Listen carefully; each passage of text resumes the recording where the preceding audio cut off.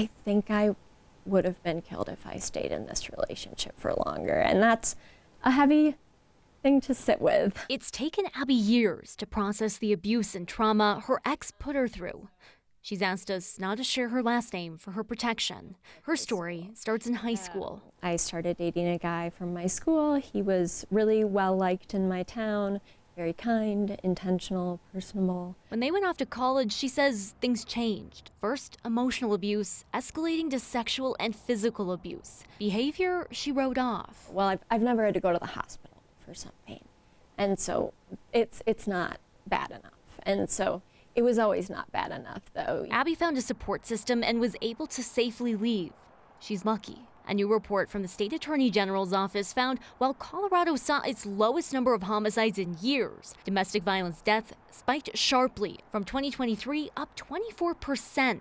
I wasn't surprised that cases had risen. What I was surprised by was that 20% of the homicides over at the last year had been domestic violence cases. At the Rosandom Center, Natasha Adler helps support domestic violence survivors getting out of dangerous situations. She's seen the domestic violence cases and deaths rise in Denver, and now Colorado. Over at least the past 5 years, this has been the largest increase we've seen. According to the AG's report, there were 72 domestic violence-related deaths in 2024, including 24-year-old Sierra Mininger. Sierra was unfortunately murdered by her ex-boyfriend. Kiara Camacho first met Sierra in the 5th grade. She says her friend was happy and inclusive. Sierra always wanted to be outside. She was just always the light of the room, the life of the party. Last December, Sierra was shot and killed by her ex-boyfriend, Gabriel Esparza. He's now charged with her murder. It's not something you would ever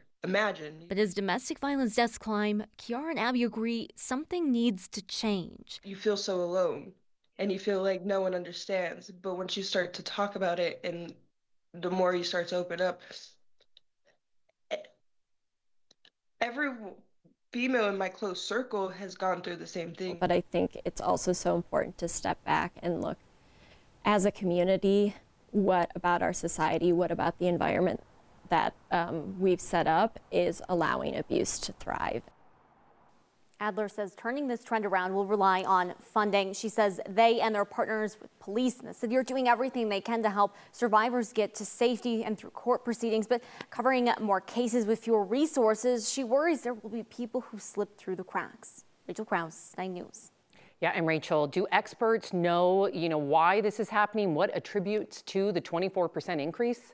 Adler believes that there's a lot of different moving pieces here. Part of it is due to offenders being released out of jail faster on personal recognizance bonds and more often, allowing them to get back to their victims. And slashes to their funding and budgets and grants also limit the amount of services and supports that advocates can offer survivors here. Yeah, Rachel Krause, thank you for bringing attention to this story.